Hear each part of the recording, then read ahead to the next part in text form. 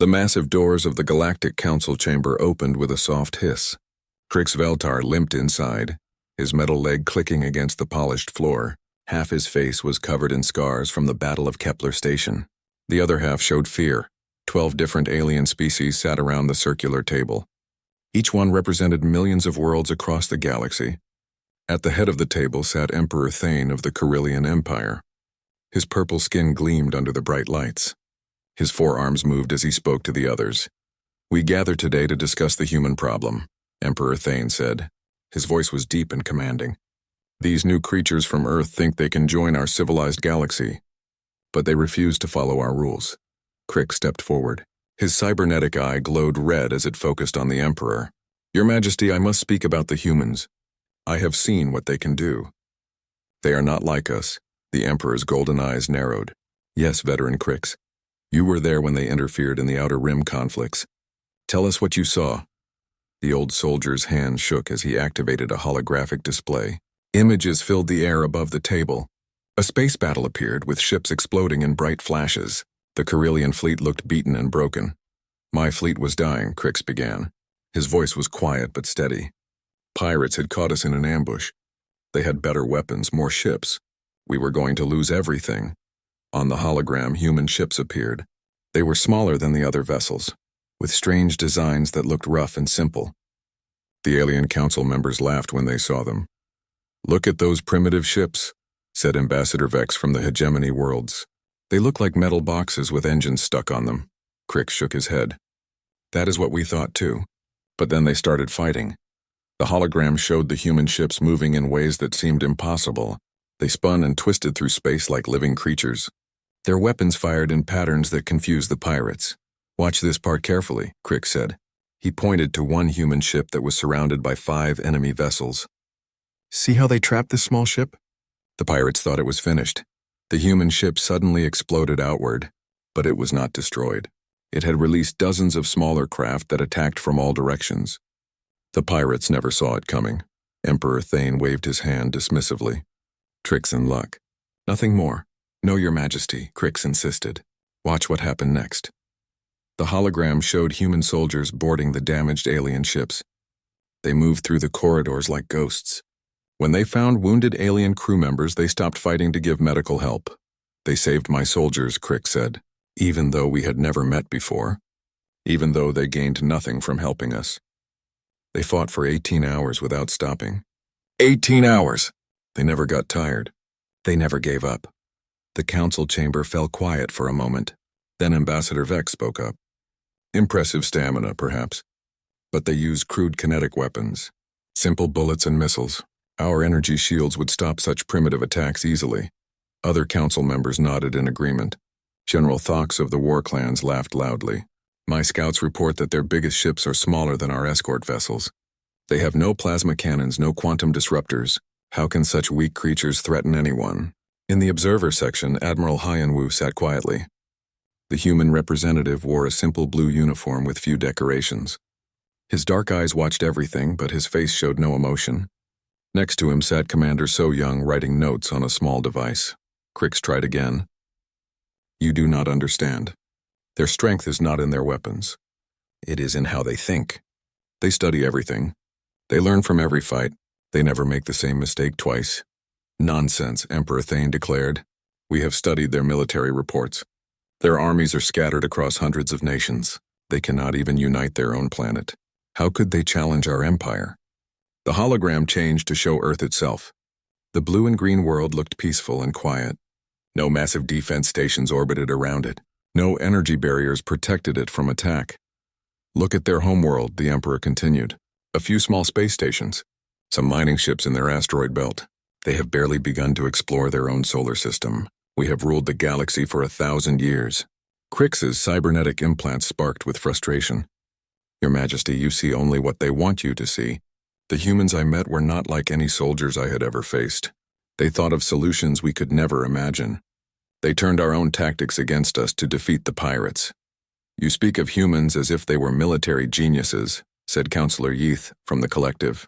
"But our analysis shows they still fight wars on their own planet. They waste resources on conflicts between their own species. How efficient can they be?"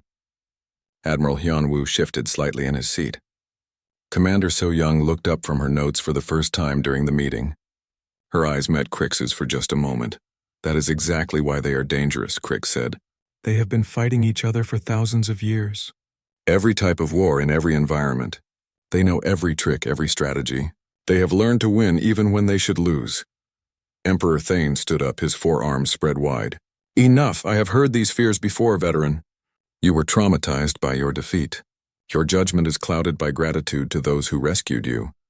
The Emperor activated his own holographic display. It showed the mighty Carillion fleet, thousands of warships stretching across space like a silver cloud. This is real power, the Emperor announced. Energy weapons that can destroy planets. Shields that can stop any attack. Faster than light travel that lets us strike anywhere in the galaxy. What can these primitive humans do against such force? Crix's shoulders sagged. He could see that his words were not reaching them. They will surprise you, Your Majesty. Just as they surprised the pirates. Just as they surprised me. The matter is settled, Emperor Thane declared. We will send an envoy to Earth with our terms. They will join the Empire peacefully, or we will bring them into our civilization by force. It is for their own good. The other council members murmured their agreement. Plans began immediately for the diplomatic mission that would demand Earth's surrender. As the meeting ended, Admiral Hyun-woo stood up slowly. He nodded politely to the alien diplomats as they filed out of the chamber. When most of them had gone, he approached Crix Veltar. Veteran, the Admiral said in perfect galactic standard. Your warning was noted. Crix looked at the human officer with his one good eye. You do not seem worried about what is coming. Admiral Hyun-woo smiled slightly. It was not a happy expression.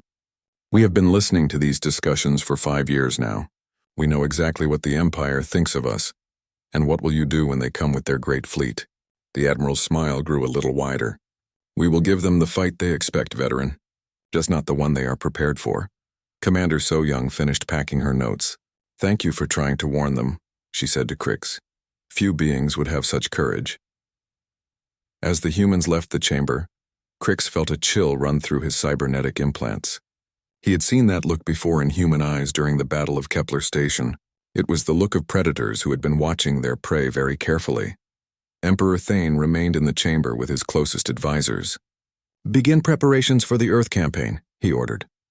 We will assemble the largest invasion fleet in galactic history. 50,000 ships should be enough to convince these humans to see reason. Outside the council building, Admiral Hyun-woo activated a small communication device. Command, this is Hyun-woo. The Empire has made their decision. Begin Phase 2 preparations immediately. The device crackled with static before a voice responded from Earth, 27 light-years away. Acknowledged, Admiral. All defensive systems are standing by. The trap is ready to spring. Crix Veltar watched the human representatives leave in their small diplomatic shuttle. He wondered if he would live to see who was right about Earth's capabilities. Deep in his warrior's heart, he suspected he already knew the answer. The message from the Galactic Council reached Earth 36 hours after the meeting ended. General Minho read the ultimatum 3 times before setting it down on his desk. The Carillion Empire demanded complete surrender within 1 standard galactic month. Earth must accept imperial rule or face total conquest. General Minho was a small man with gray hair and calm eyes. He had commanded Earth's military forces for 12 years. Most aliens who met him thought he looked like a harmless grandfather. This was exactly what he wanted them to think. So they finally decided to make their move, he said to the holographic image of Admiral Hyun-woo. The Admiral was still traveling back from the council meeting, but quantum communication let them talk instantly across space. Emperor Thane is already assembling his invasion fleet, Admiral Hyun-woo reported. Our spies count at least 50,000 ships gathering at the Nexus staging area. He wants to make this look easy. General Minho smiled.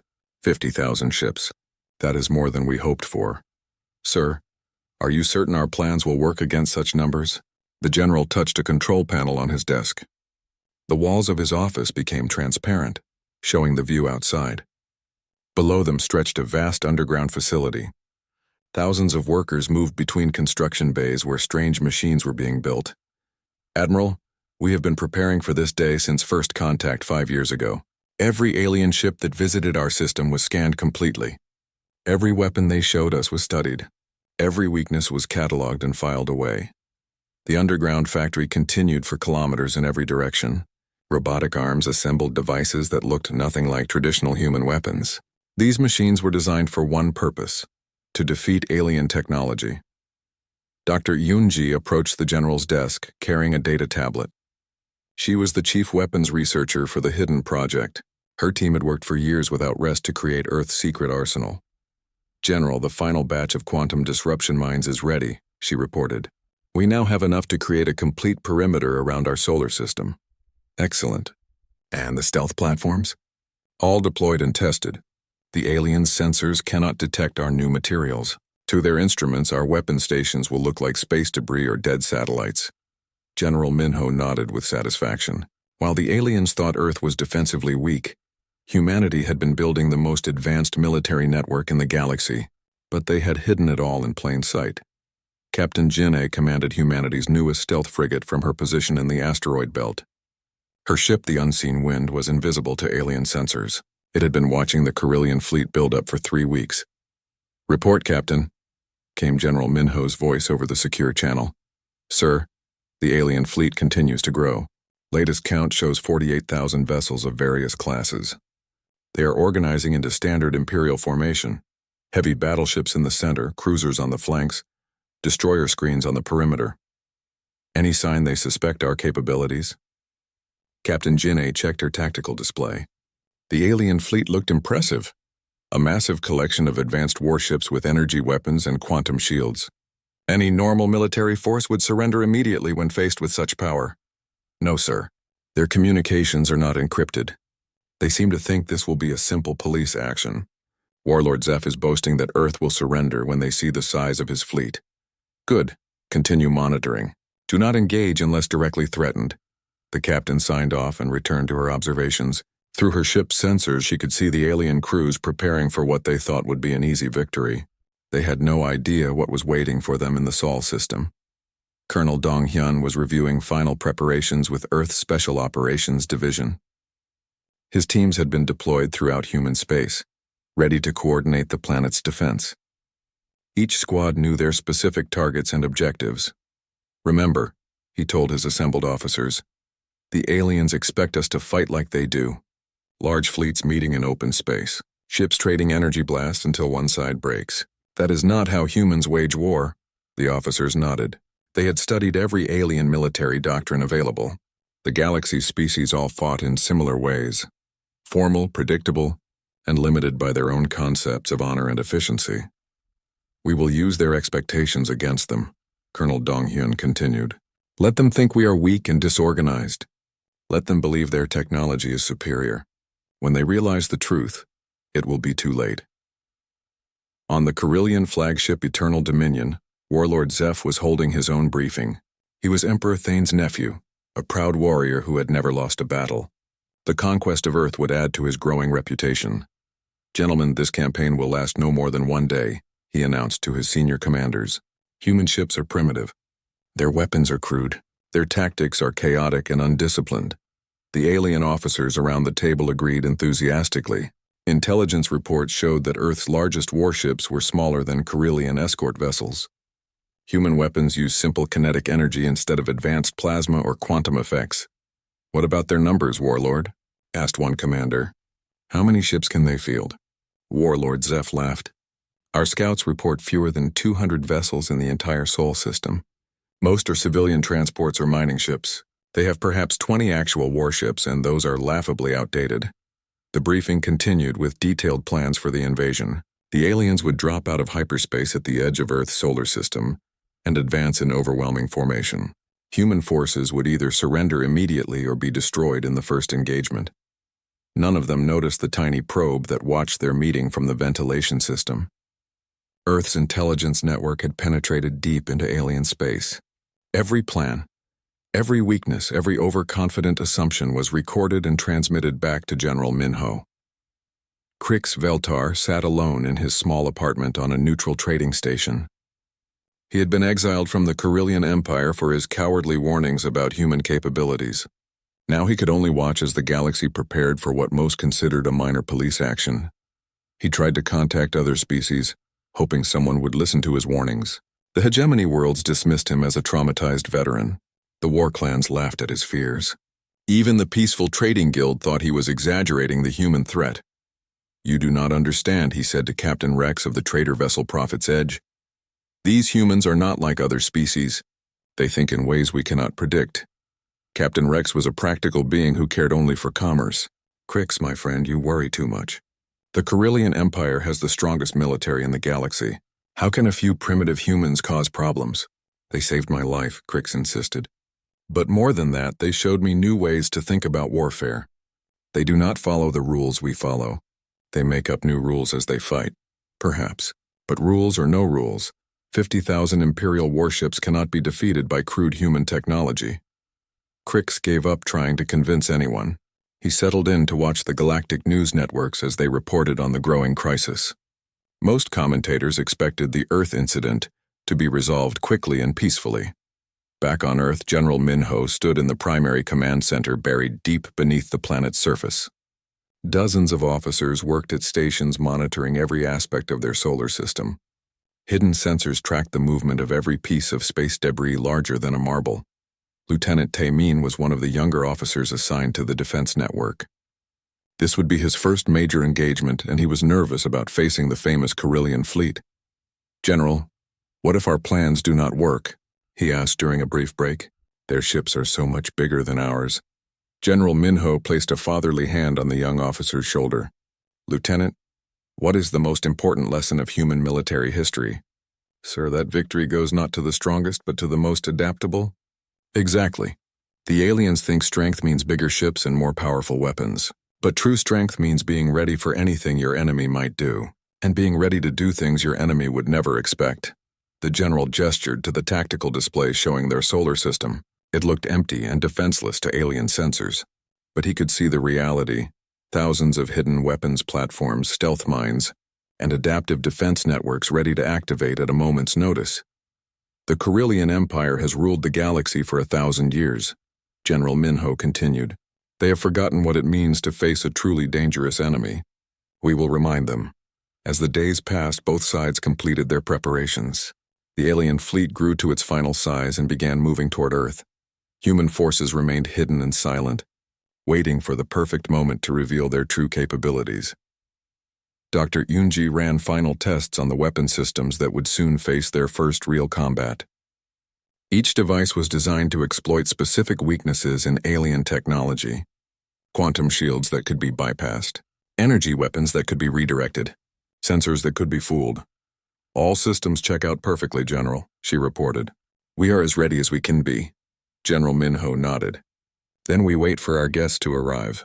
I think they will be surprised by our hospitality." The stage was set for a battle that would change the galaxy's understanding of human capabilities. But for the Carillion invasion fleet dropped out of hyperspace at the edge of the Sol system with the force of a thunderstorm. 50,000 warships materialized in perfect formation, their hulls gleaming silver against the darkness of space. Energy fields crackled between their shields as weapon systems came online. On the flagship Eternal Dominion, Warlord Zeph watched the tactical display with satisfaction. His fleet stretched across millions of kilometers, the largest invasion force in galactic history.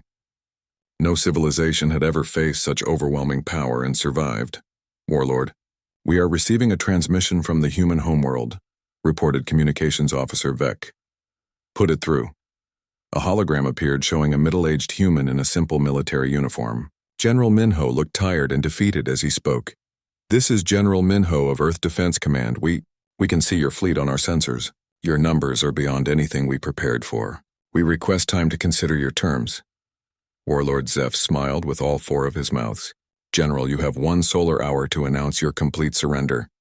Any resistance will be met with total destruction. We understand, please. Give us time to evacuate our civilian populations." The transmission ended. Around the bridge of the Eternal Dominion, alien officers congratulated each other. The conquest of Earth was proceeding exactly as planned. "Sensors report only 18 human warships in the entire system," announced Tactical Officer Grex. "They are maintaining defensive positions around their homeworld. No movement toward our fleet." "Excellent," Warlord Zeph replied. Advance all units toward the third planet. Combat formation. Show these humans what real military power looks like. The massive alien fleet began moving inward through the solar system. Their sensors detected the expected human defenses. A few orbital stations, some mining equipment in the asteroid belt, and those 18 small warships. Everything appeared primitive and weak. Captain Jin-A watched the alien advance from her hidden position aboard the unseen wind. Her stealth frigate remained invisible to Carillion sensors, drifting like a piece of space debris among the asteroids. Command, this is Jin-A, she transmitted on the quantum channel. Enemy fleet is entering the trap zone. Formation is tight, exactly as predicted. They suspect nothing. Acknowledged, Captain, came General Minho's voice. Maintain observation. Phase 1 begins in 20 minutes. The first sign of trouble came when the alien vanguard reached the asteroid belt. What their sensors had identified as mining equipment suddenly activated. Dozens of objects that looked like cargo containers opened like flowers, revealing advanced weapon systems inside. Lieutenant Tae Min commanded Defense Platform 7, disguised as a damaged research station. His crew of 12 had been waiting in silence for 6 hours. Now their moment had arrived. All stations, this is Lieutenant Tae Min. Enemy ships are within optimal range. Weapons are hot and ready. His platform looked like a collection of broken metal and old equipment, but hidden inside was one of Dr. Yunji's most advanced creations. A quantum disruption cannon that could penetrate alien shields by operating on completely different principles. The first salvo from the hidden platforms caught the Carillion vanguard completely by surprise. Beams of energy that the aliens had never seen before struck their lead ships. Shields that had never failed against conventional weapons simply collapsed. What was that? Warlord Zeph demanded as his flagship shook from nearby explosions. Where did those weapons come from? Unknown, sir. Our sensors show empty space, but something is definitely firing at us. More hidden platforms revealed themselves throughout the asteroid belt. Each one was camouflaged to look like space debris or abandoned equipment. The Carillion fleet found itself under attack from weapons they couldn't see using energy types they didn't recognize. Sergeant Boram commanded Marine Squad 15 aboard Defense Station Alpha, one of the few visible human installations. When alien boarding parties tried to capture what looked like an easy target, they got a nasty surprise. The alien soldiers moved through the station's corridors in standard formation.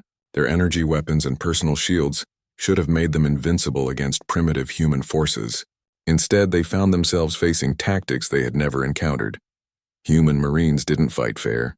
They used the station's own systems against the invaders. Artificial gravity shifted without warning, sending aliens tumbling through the air. Lights went out, replaced by blinding strobes that confused alien vision. Environmental systems released gases that disrupted alien breathing. These humans fight like wild animals, complained squad leader Vorth as his soldiers struggled to advance. They use no proper formation, no honorable tactics. Sergeant Boram smiled from her hidden position. Proper tactics meant predictable tactics. Human Marines had been trained to use every advantage available, whether the enemy considered it honorable or not. The real shock came when the Carillion fleet reached Mars orbit. What had appeared to be 18 human warships suddenly became 50, then 100, then 200. Ships that looked like civilian transports dropped their disguises and revealed heavy weapon systems. Admiral Yu Jin commanded the hidden human fleet from her flagship, the Determined Spirit.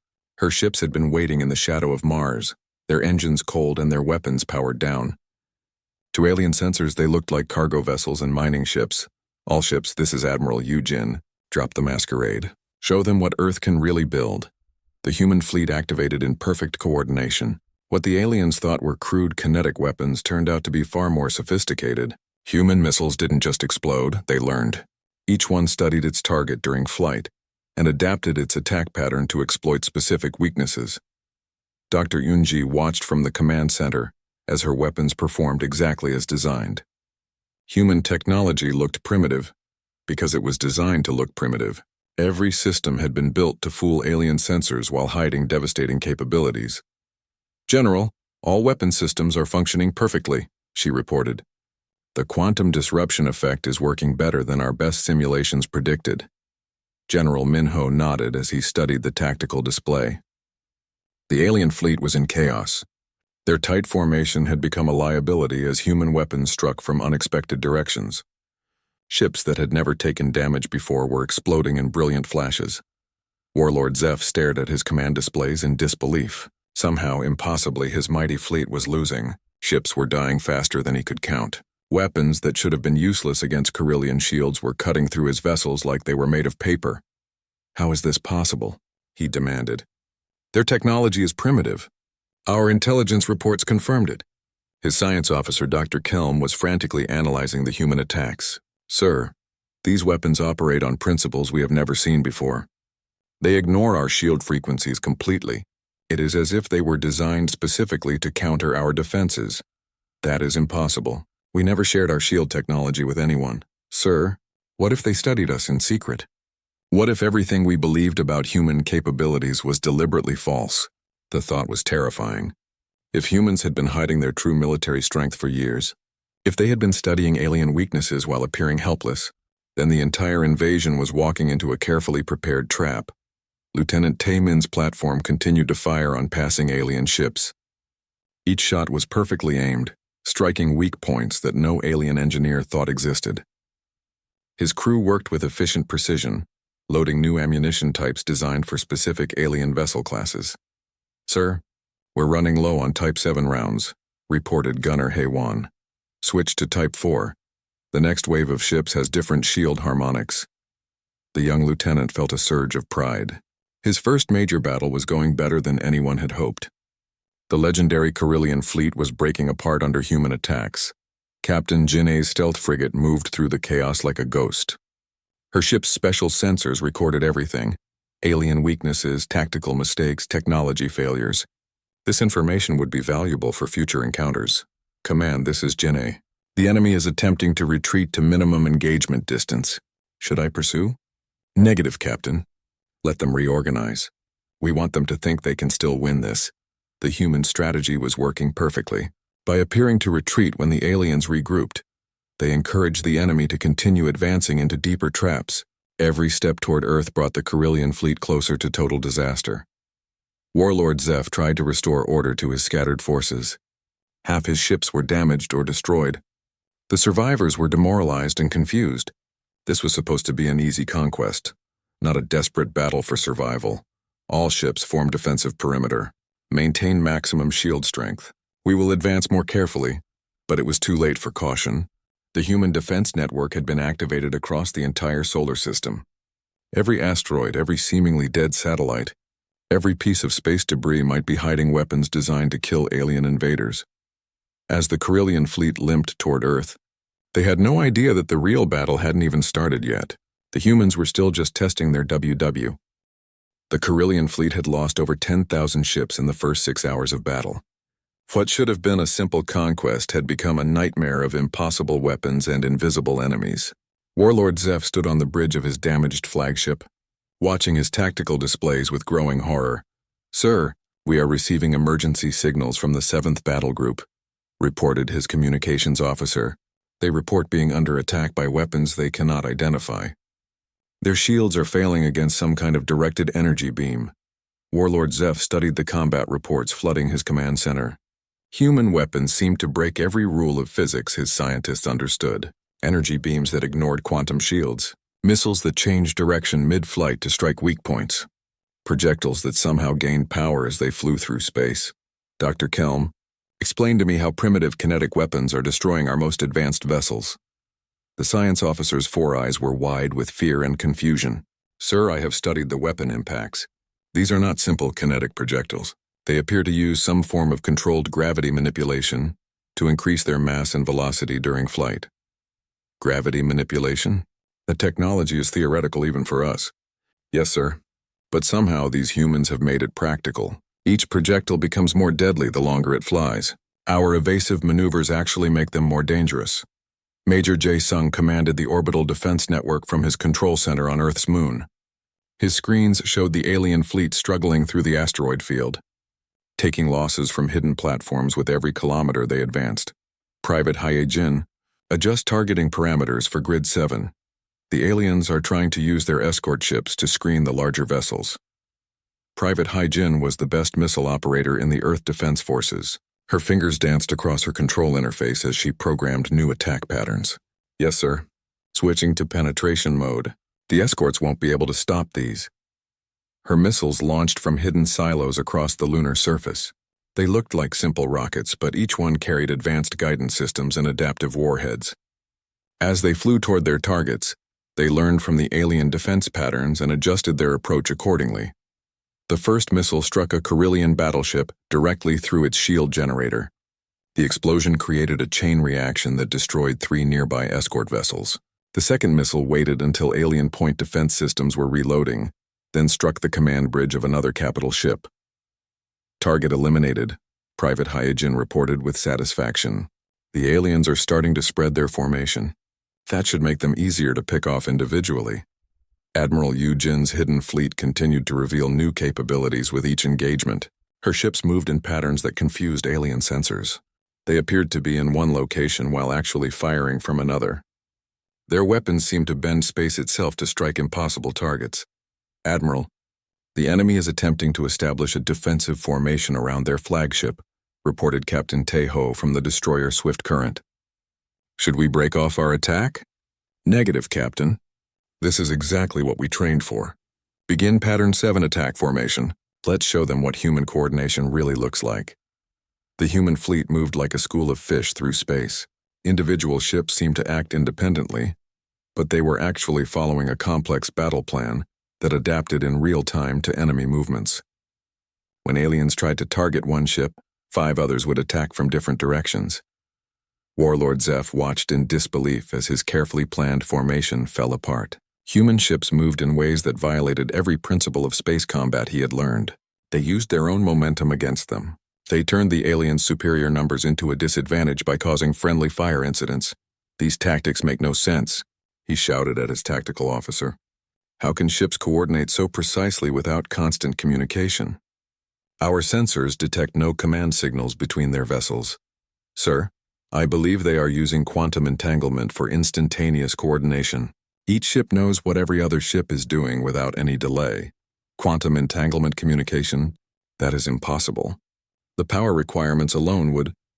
An explosion cut off his words as another human missile found its mark.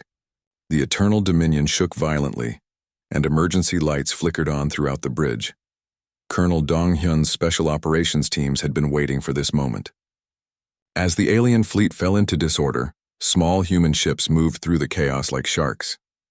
Their mission was not to destroy enemy vessels, but to capture alien technology and gather intelligence. Lieutenant Subin commanded Infiltration Team 3 aboard a modified stealth corvette. Her ship looked like debris from a destroyed human vessel, but it was actually one of the most advanced craft in the Earth fleet. Colonel, we have successfully boarded the alien cruiser Darkness Falls. Their security systems are more primitive than expected, accessing their computer cores now. Excellent work, Lieutenant. What are you finding? Sir, their databases contain complete technical specifications for their entire fleet. Shield frequencies, weapon capabilities, defensive weaknesses. They never expected anyone to capture this information. The intelligence gathered by the infiltration teams was transmitted instantly to all human forces. Within minutes, every Earth weapon was recalibrated to exploit the newly discovered alien vulnerabilities. The battle shifted even further in humanity's favor. Dr. Yunji monitored the weapon performance from her command center, deep beneath Earth's surface. Each of her creations was performing beyond design specifications. The quantum disruption cannons were overloading alien shields faster than they could regenerate. The adaptive missiles were learning enemy tactics and sharing that knowledge with other weapons. General Minho, our casualty reports are coming in, she announced. Human losses, 43 killed, 112 wounded. Alien losses, 14,000 ships destroyed, estimated 200,000 casualties. General Minho nodded grimly. Even in victory, each human life lost was precious. But the numbers showed that their strategy was working. Continue the attack, Dr. Yunji. We cannot allow them to regroup. The turning point came when Admiral Yujin's fleet revealed its final surprise. The ships that had been hidden behind Earth's moon were not just disguised warships. They were mobile weapon platforms carrying humanity's most advanced technology. Captain Minsu commanded the experimental vessel, New Horizon. His ship looked like a standard human frigate, but it carried a prototype weapon that could affect multiple targets simultaneously. Admiral, we have clear targeting solution on the alien command formation. The gravitic pulse cannon is charged and ready. Fire when ready, Captain. The New Horizons main weapon created a distortion in space-time itself. The effect spread outward like ripples on a pond. But instead of water, it affected the fabric of reality. Alien ships caught in the pulse found their engines failing, their weapons powering down and their shields collapsing. Warlord Zeph watched in terror as his flagship began to drift helplessly. All around him, the pride of the Carillion fleet was falling silent as human weapons disabled them one by one. "Engineering report," he demanded.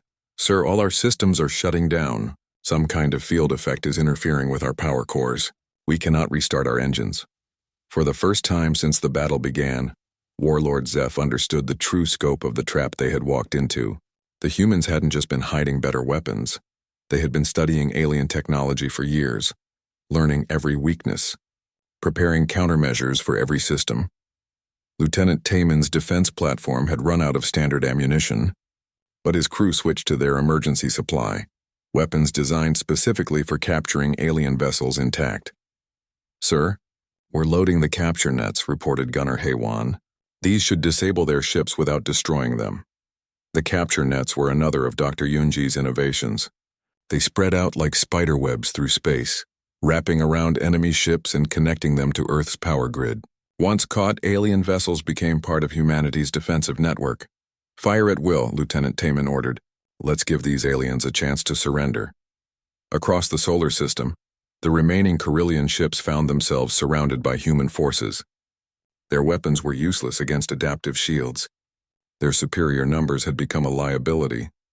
Their advanced technology had been turned against them by an enemy that understood it better than they did. Captain Jin A's stealth frigate moved through the battlefield, documenting the complete collapse of the alien invasion.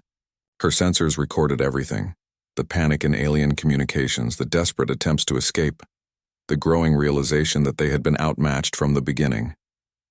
"Command, this is Jin A. Enemy fleet is in full retreat. Estimate fewer than 5,000 ships remaining combat effective. Should we pursue?" "Negative, Captain. Let some of them escape. We want them to tell the galaxy what happened here." Warlord Zeph stood alone on his silent bridge, staring at the tactical display that showed his once mighty fleet scattered and broken. Around him, his officers worked frantically to restore even basic life support to their crippled flagship. He finally understood what Crix Veltar had tried to warn them about. Humans didn't fight like other species. They didn't follow. The news of the Carillion Empire's defeat reached every corner of the galaxy within days. 50,000 ships, the largest invasion fleet in galactic history, had been destroyed or captured by a species most civilizations considered primitive. The impossible had happened, and no one could explain how. Emperor Thane sat in his private chambers aboard the Imperial flagship Eternal Glory, reading reports that seemed like fiction. His nephew's proud fleet had been annihilated. Warlord Zeph was a prisoner on some backwater human world. The Empire's military reputation lay in ruins. How? He whispered to the empty room. How could crude kinetic weapons defeat quantum shields? How could primitive ships outmaneuver our fastest cruisers? His military advisors had no answers. The survivors who had escaped the Sol system brought back stories that sounded like myths. Human ships that appeared from nowhere, weapons that ignored all known laws of physics, soldiers who seemed to know alien weaknesses better than the aliens themselves. General Minho stood in the command center that had coordinated humanity's greatest military victory. Around him, officers worked to process over 3,000 captured alien vessels and nearly 50,000 prisoners. It was the largest prisoner exchange in galactic history. "Sir, we're receiving surrender requests from 17 more Carillion task forces," reported Colonel Dong Hyun. "They don't want to risk facing our secret weapons in battle." General Minho smiled. The secret weapons weren't secret anymore.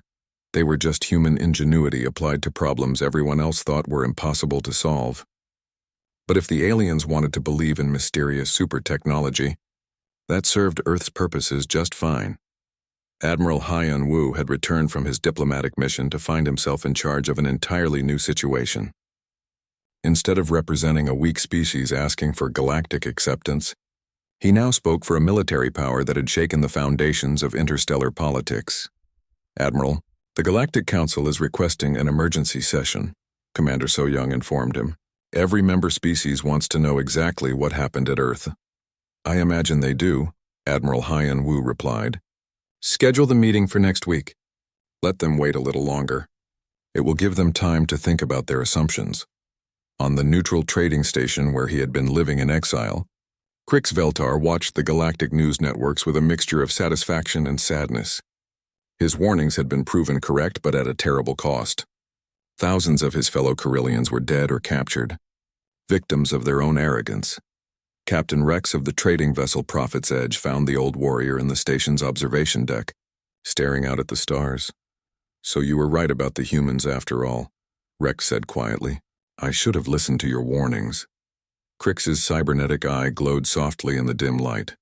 I tried to tell them, but some lessons can only be learned the hard way. What happens now? The Empire won't accept this defeat easily. The Empire will have to accept whatever the humans decide, Krix replied. They have proven that Earth's military can defend itself. Now the question is what they plan to do with that power. Dr. Yunji was already working on that question. In her research laboratories, teams of scientists studied captured alien technology while developing new human innovations. Every alien ship in their prisoner fleet was being carefully examined and catalogued. General, the analysis of alien technology is revealing some interesting possibilities, she reported to General Minho. Their faster-than-light drives could revolutionize human space travel. Their energy storage systems could solve our power problems for centuries. And in exchange, we could share some of our adaptive technologies with them. Not the military applications, but the civilian ones. Medical scanners that learn from each patient. Construction systems that improve themselves over time. Communication networks that route around damage automatically. It was a generous offer, considering that humanity had just defeated the galaxy's greatest military power. But General Minho understood that victory in battle was only the beginning. The real challenge was building a lasting peace. The emergency session of the Galactic Council was unlike any meeting in the organization's 1,000-year history. Representatives from every species gathered to hear Earth's terms for ending the conflict. The chamber was packed with diplomats, military observers, and news reporters from across the galaxy. Admiral Hyan Wu entered the chamber to complete silence. The same beings who had laughed at Krix Veltar's warnings now watched the human representative with careful respect. Everyone understood that the balance of galactic power had shifted forever. Honored delegates, Admiral Hyan Wu began. Earth comes before this council not as a conquered species asking for mercy, but as a sovereign power seeking peaceful relations with our galactic neighbors. Emperor Thane sat in his assigned seat, wearing simple clothes instead of his usual ceremonial robes. The proud ruler who had ordered the invasion of Earth now faced the consequences of his mistake. We acknowledge, the Admiral continued, that first contact between our species has been marked by misunderstanding and conflict. Earth accepts partial responsibility for this situation. We should have been more open about our defensive capabilities. A murmur ran through the assembly. The humans were taking some blame for the war, even though they had been the victims of unprovoked aggression. However, Admiral Hyan Wu's voice grew firmer. We cannot accept the principle that advanced civilizations have the right to conquer less advanced ones. Earth demands that such aggressive policies be abandoned by all council members. The demand sent shockwaves through the chamber. For centuries, stronger species had absorbed weaker ones into their empires. It was considered the natural order of galactic civilization. Commander So Young stepped forward carrying a datapad. Earth proposes a new treaty framework based on mutual respect and technological exchange. Military aggression between council members will be prohibited. Disputes will be resolved through negotiation and arbitration. The proposed treaty was revolutionary. It would fundamentally change how galactic civilization operated. But after seeing what had happened to the Corellian invasion fleet, no species was willing to argue with Earth's terms. Krix Veltar had been invited to attend the council session as a special observer. The old warrior watched as Emperor Thane rose slowly to address the assembly. The Corellian Empire, the Emperor began, his voice heavy with defeat, accepts Earth's terms unconditionally. We formally apologize for our unprovoked aggression against the human homeworld. We will pay reparations for the damages caused by our invasion. The Emperor paused, struggling with words that must have tasted like poison. We also acknowledge that our understanding, of human military capabilities was insufficient. Earth has proven that technological advancement cannot be measured by simple observation, Admiral. Yanwu nodded graciously. The Empire's acknowledgement is accepted. Earth looks forward to peaceful relations with all Carillion worlds. As the formal treaty signing proceeded, Crix found himself approached by General Minho, who had come to represent Earth's military interests. Veteran Crix, the general said in perfect galactic standard, I wanted to thank you personally for trying to warn the Empire about our capabilities.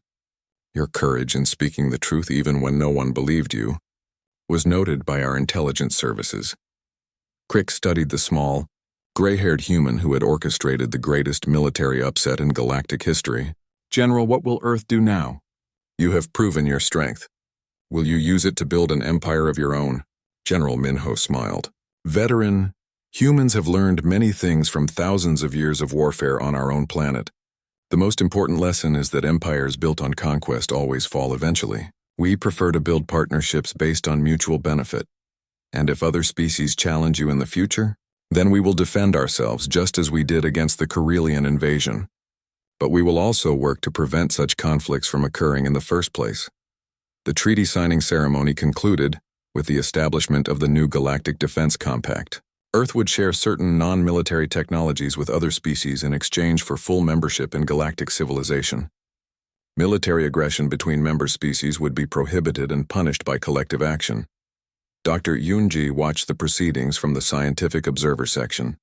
She was already planning the research exchanges that would benefit all species. Human adaptive technology could revolutionize alien medicine and engineering. Alien energy systems could transform human space exploration. But she also understood that humanity's greatest contribution to galactic civilization wasn't their technology. It was their way of thinking. Humans approached problems differently than other species. They were willing to break rules, question assumptions, and try solutions that seemed impossible. As the delegates filed out of the council chamber, Admiral Hyunwoo reflected on the long journey that had brought them to this moment. 5 years ago, Earth had been an unknown world on the galactic frontier. Today, humanity was a recognized power with a voice in galactic affairs. The cost had been significant. Thousands of beings from multiple species had died in the conflict,